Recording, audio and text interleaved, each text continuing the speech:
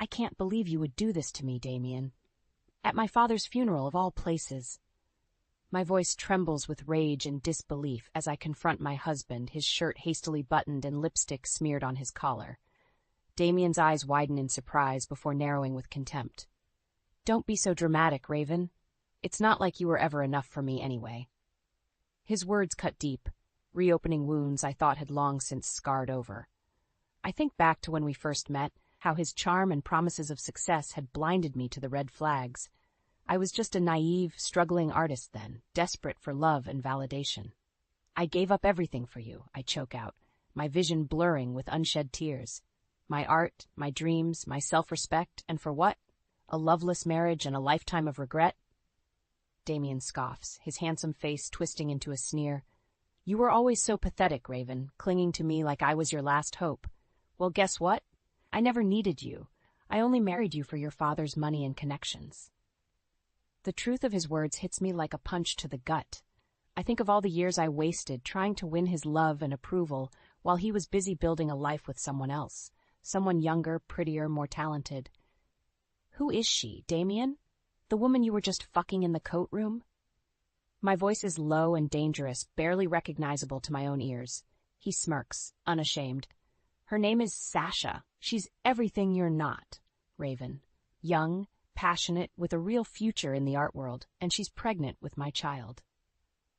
I feel like I might be sick. The betrayal is too much, too raw. I think of my father, cold in his casket just feet away. He never approved of Damien, never thought he was good enough for me, and now with his last breath he was proven right. I want a divorce, I say firmly, my hands shaking as I reach for my phone. I'm done being your doormat, Damien. I'm done letting you destroy me. He laughs, cruel and mocking. You'll never be free of me, Raven. I own you body and soul. Without me, you're nothing. But as I press record on my phone, capturing his vicious words for all the world to hear, I feel a flicker of something long forgotten stir inside me. Something like hope, like defiance. You're wrong, Damien, I say calmly, my tears drying on my cheeks. I may have lost myself for a while, but I'm taking my life back, starting now. And with that, I turn and walk away, my head held high despite the curious stares and whispered gossip of the funeral guests. I don't know what the future holds, but one thing is certain. Raven Callaghan is done being shattered. It's time to pick up the pieces and create a new masterpiece from the ruins of my broken dreams.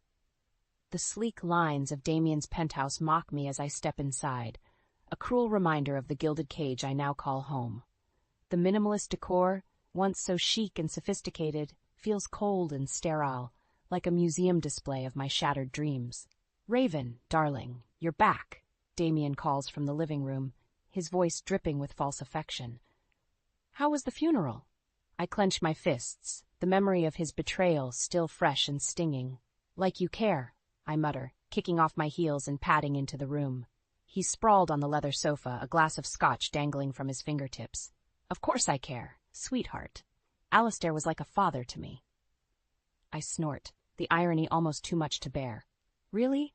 Because last I checked, most people don't skip their father-in-law's funeral to screw their mistress in the coat room. Damien's eyes flash with annoyance, his mask of concern slipping. I thought we were past that little misunderstanding, Raven. I explained everything. Misunderstanding? I echo, my voice rising with incredulity. You called me pathetic, said you only married me for my father's money, and let's not forget the part where you got your barely legal side piece pregnant. He sets down his drink, his jaw clenching. Watch your tone, Raven. You're treading on thin ice. I laugh, the sound harsh and brittle. Or what, Damien? You'll leave me? Ruin my life? Newsflash, asshole, you already have. Just then, the front door slams, announcing the arrival of my least favorite person. Lilith, Damien's teenage daughter from his first marriage, saunters in, her heavily lined eyes narrowing as she spots me. Oh, look, the gold digger's back, she sneers, tossing her designer bag on the counter. Shouldn't you be out spending my inheritance on tacky art supplies? Yes, I bite back a retort, knowing it's useless to engage with her. Lilith has hated me from the moment I moved in, seeing me as a threat to her daddy's fortune and attention. Lilith, please, Damien chides, but there's no real rebuke in his tone. Raven is part of this family now. You need to show her some respect. Respect? Lilith scoffs, her heavily glossed lips curling in disdain. For what? Her amazing ability to spread her legs and trap men into marriage? The words hit me like a slap, the air rushing from my lungs. I turned to Damien, expecting him to defend me, to put his daughter in her place. But he just shrugs, reaching for his drink again. She's not wrong, Raven. You didn't exactly bring much to the table when we met. No money, no connections, just a pretty face and a decent pair of tits. I feel like I might be sick, the room spinning around me. Is this really what he thinks of me? Is this all I am to him, to everyone in this godforsaken family? I'm an artist, I whisper, my voice cracking. I have talent, I have dreams. Lilith rolls her eyes, her laughter cruel and mocking. Dreams? Wake up, Raven. You're nothing but a washed-up wannabe who got lucky, and now that Daddy's gone, your luck's about to run out. She flounces out of the room, her parting words hanging in the air like a noose. I turn to Damien, desperate for some shred of comfort, of reassurance, but he just shakes his head, his expression a mix of pity and contempt. She's right, you know. Without Alistair's money, we're screwed. The gallery's in the red, and your little art projects aren't exactly paying the bills. I feel like I'm suffocating, the walls of this beautiful, terrible apartment closing in on me. Is this really my life now? A loveless marriage, a resentful stepdaughter, a husband who sees me as nothing more than a meal ticket?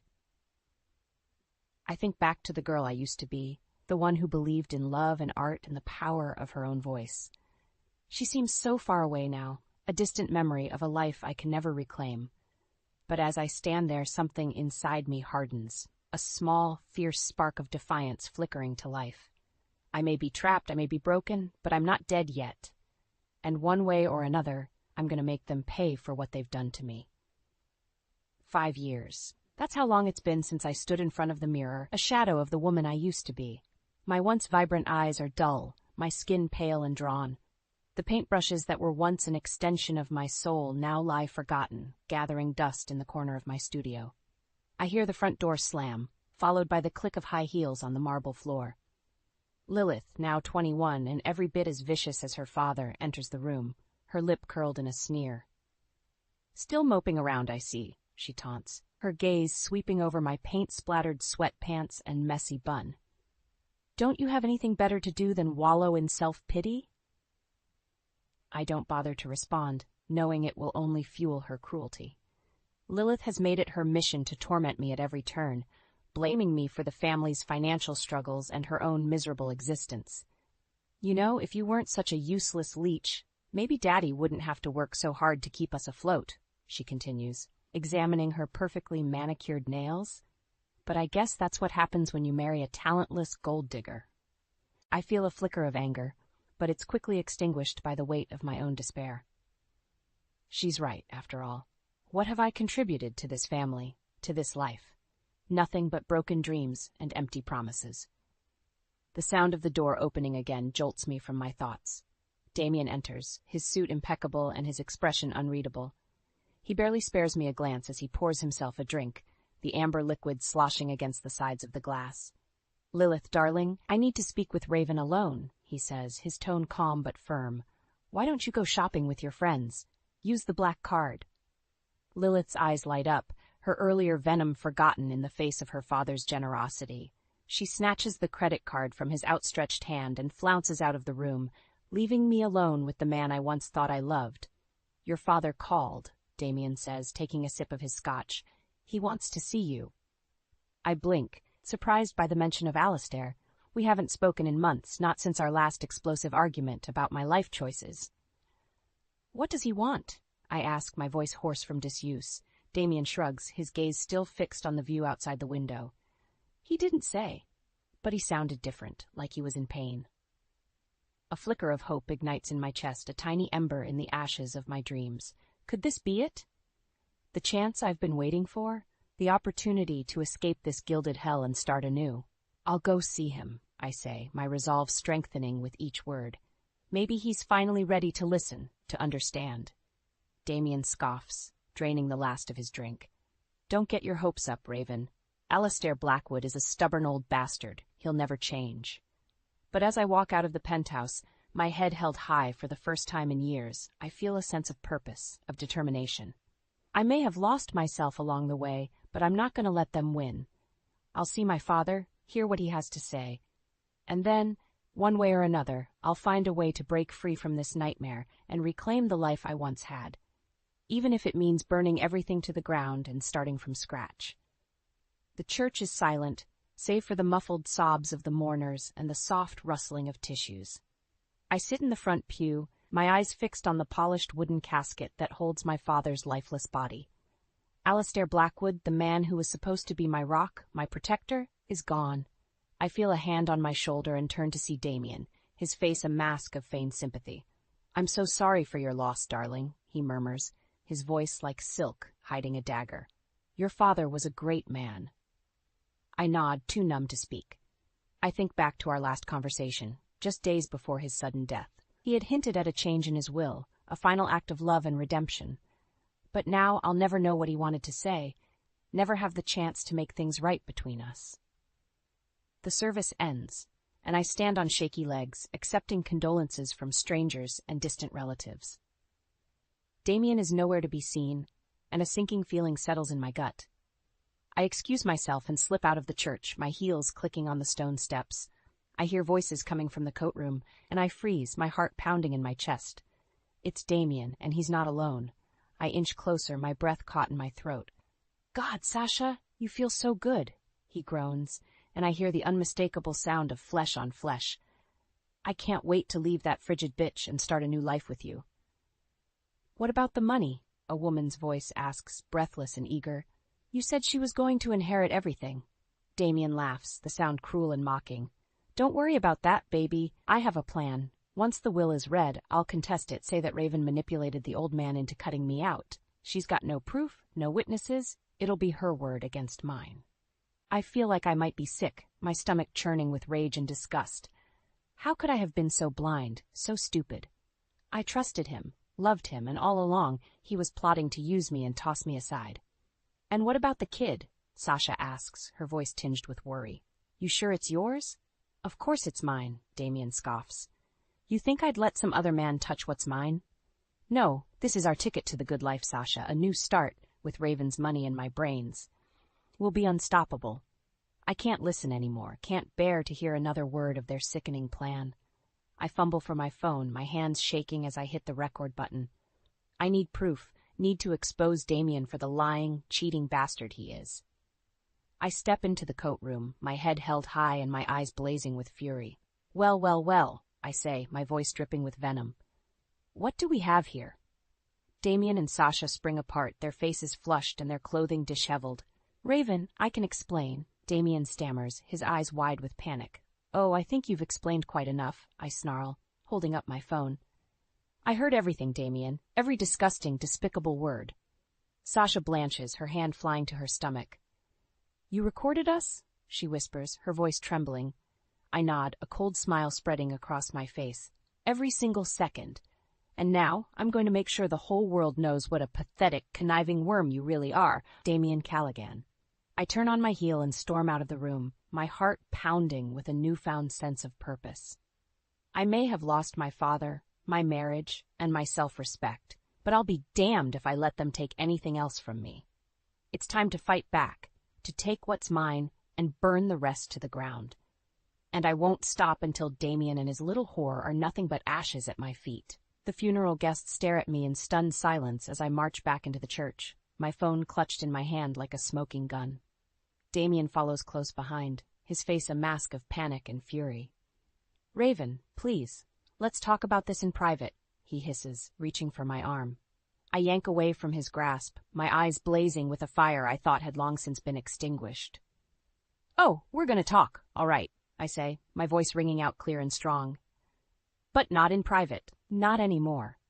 I turn to face the crowd, my heart pounding in my chest. "Ladies and gentlemen, I have an announcement to make. My husband, Damien Callaghan, is a liar, a cheat, and a thief." Gasps and murmurs ripple through the room, and I see Lilith's face turn pale with shock. Good. Let her see her precious daddy for the snake he really is. "I have proof," I continue, holding up my phone. "Recorded evidence of Damien's infidelity and his plans to contest my father's will and steal my inheritance." Damien lunges for the phone, but I'm too quick for him. I hit play and his voice fills the church, every damning word echoing off the high ceilings. You bitch, he snarls when the recording ends, his face twisted with rage. You think you can destroy me? I made you, Raven. Without me, you're nothing. I laugh, the sound harsh and bitter. That's where you're wrong, Damien. I'm not nothing. I'm Raven fucking Blackwood, and I'm done being your doormat. I reach into my purse and pull out a thick envelope, tossing it at his feet. I've already spoken to my lawyer. My father changed his will before he died, leaving everything to me. And as for you, you're out on your ass, with nothing but the clothes on your back and the child support payments for your bastard kid. Damien's face drains of color, his mouth opening and closing like a fish out of water. You can't do this, he whispers, his voice trembling. I'll fight it. I'll take you for everything you're worth. I smile, cold and cruel. You can try, but I have the law on my side and a team of the best lawyers money can buy. You're finished, Damien. And as for you, Lilith? I turn to face my stepdaughter, my eyes narrowing. Don't even think about coming to me for help. You're just as bad as your father, and I'm done enabling your toxic behavior. You want money, get a job. You want love, earn it. But don't expect anything from me, ever again. Lilith's face crumples, tears streaming down her cheeks. Please, Raven, I'm sorry. I didn't mean it, any of it. I was just angry, jealous. Don't cut me off, I need you. I shake my head, my heart hardening to her crocodile tears. You need a reality check, Lilith, and I'm done being your punching bag. I have my own life to live, my own dreams to chase, and I won't let you or anyone else hold me back anymore. I turn to the stunned crowd, my head held high. Thank you all for coming to pay your respects to my father. But if you'll excuse me, I have a divorce to finalize and a new chapter to begin. I walk out of the church, my steps light and my heart soaring. For the first time in years, I feel alive, powerful, in control of my own destiny. Damien and Lilith can rot in the hell they've created for themselves. I have a legacy to claim and a life to rebuild, one brushstroke at a time, and nothing and no one is going to stand in my way. The gallery is buzzing with activity, the white walls lined with paintings that seem to vibrate with energy and emotion. I stand in the center of the room, a glass of champagne in my hand and a smile on my face. This is my moment, my triumph, and I'm going to savor every second of it. I see Damien across the room, his face haggard and his suit hanging off his frame. He looks like a man who's lost everything, and in a way, he has. I made sure of that. I saunter over to him, my heels clicking on the polished concrete floor. Damien, darling, so glad you could make it, I purr, my voice dripping with false sweetness. I know how busy you must be, what with the job hunt and all. He glares at me, his eyes bloodshot and his jaw clenched. You think you've won, don't you? He growls, his voice low and menacing. You think you can just destroy my life and walk away unscathed? I laugh, the sound bright and carefree. Oh, Damien, I don't think I've won. I know I have, and as for walking away unscathed, I'm not the one who's been blacklisted from every gallery in the city, am I? His face twists with rage, and for a moment I think he might actually hit me. But then a voice cuts through the tension, smooth and confident.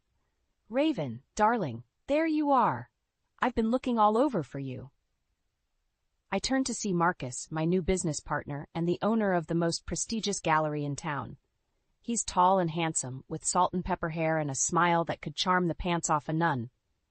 Marcus, so sorry to keep you waiting, I say, taking his arm and shooting Damien a triumphant look.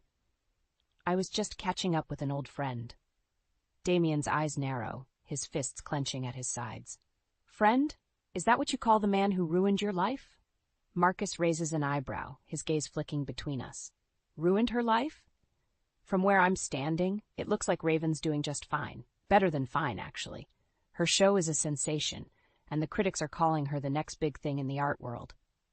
I smile, leaning into Marcus's side. What can I say? I had a lot of inspiration to draw from. Pain, betrayal, the depths of human cruelty. It's all there on the canvas for everyone to see. Damien scoffs, his face twitched with disgust. You're pathetic, Raven. Using our marriage, our private life, as fodder for your little art projects. Don't you have any shame? I step forward, my eyes blazing with fury. Shame? You want to talk about shame, Damien? How about the shame of being married to a man who cheated on me, lied to me, and tried to steal my inheritance? The shame of watching my stepdaughter spiral into addiction and despair because of your toxic influence? No, Damien, I have no shame. Not anymore. But you? You should be drowning in it. He opens his mouth to retort, but I cut him off with a wave of my hand. Save it. I'm done listening to your lies and excuses. I have a show to run and a life to live, and you have a one-way ticket to rock bottom. Enjoy the ride. I turn on my heel and walk away, Marcus at my side.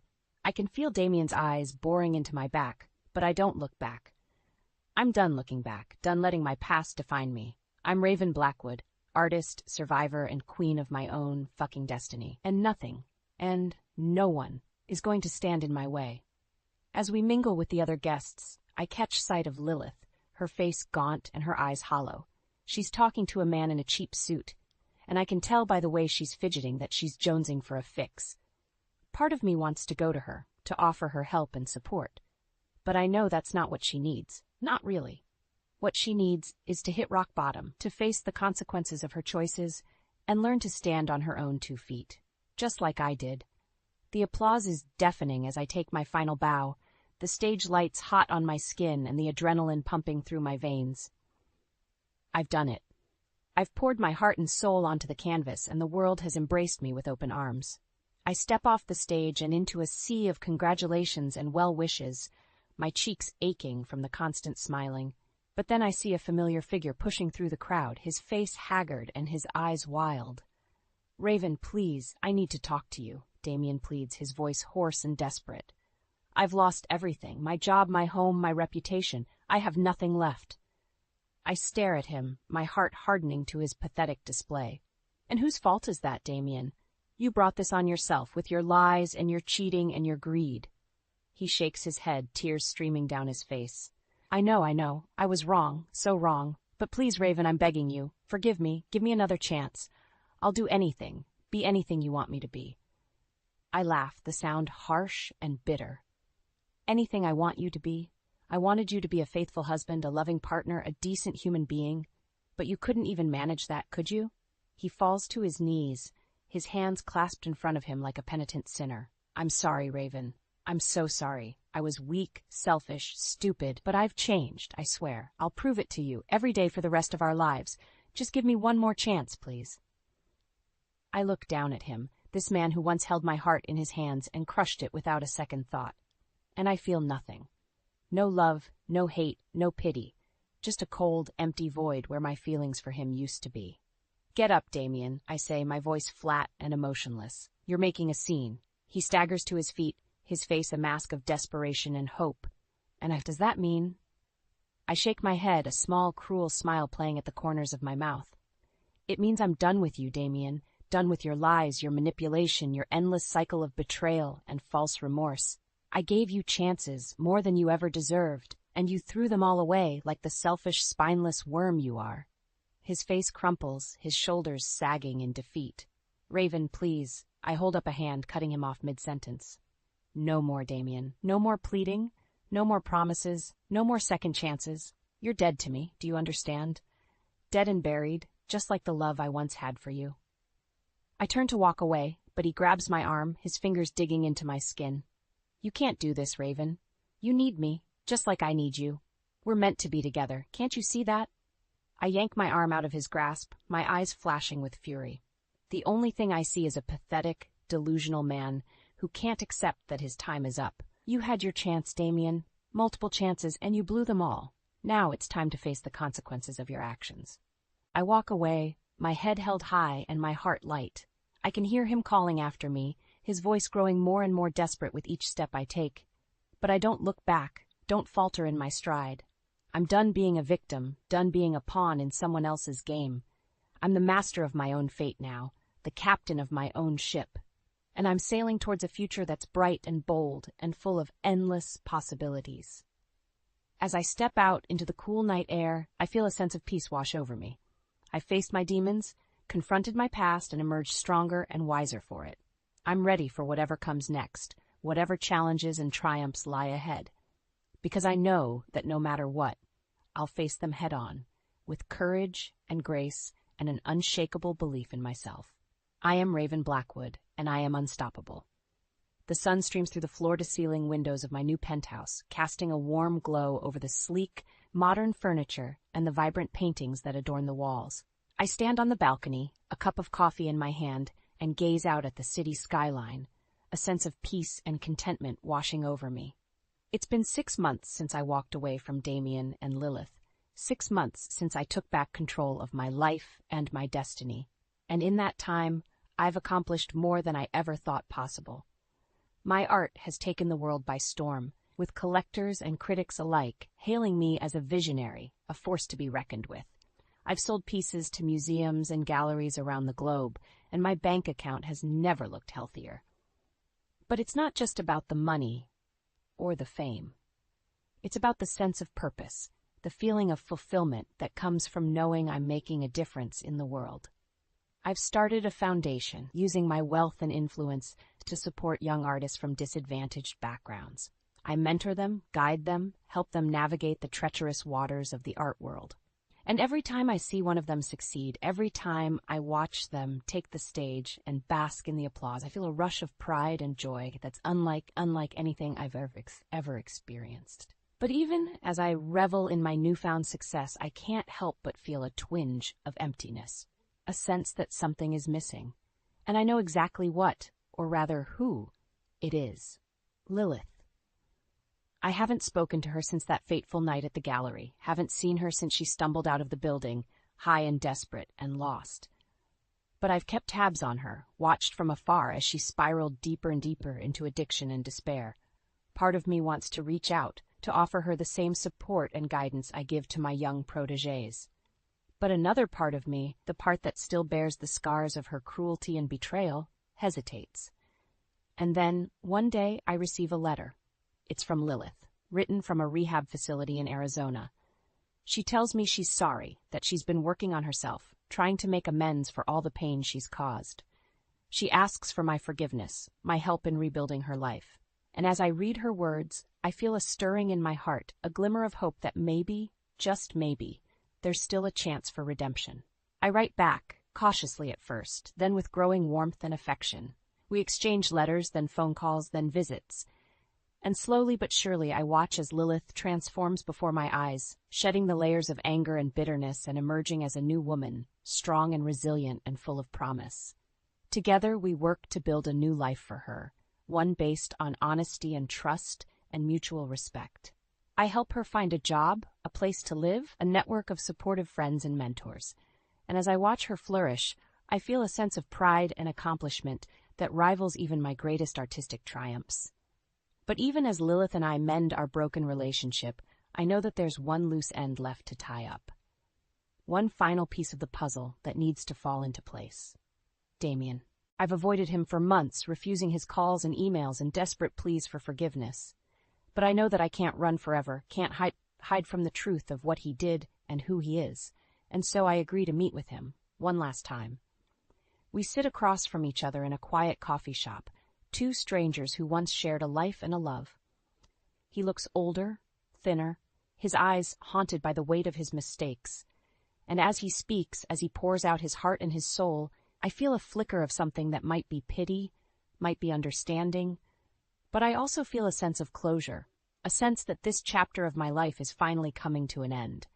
And as I walk away from him, as I step out into the bright, bustling streets of the city, I know that I'm ready for whatever comes next. Because I am Raven Blackwood, artist, survivor, and master of my own destiny, and nothing and no one can ever take that away from me.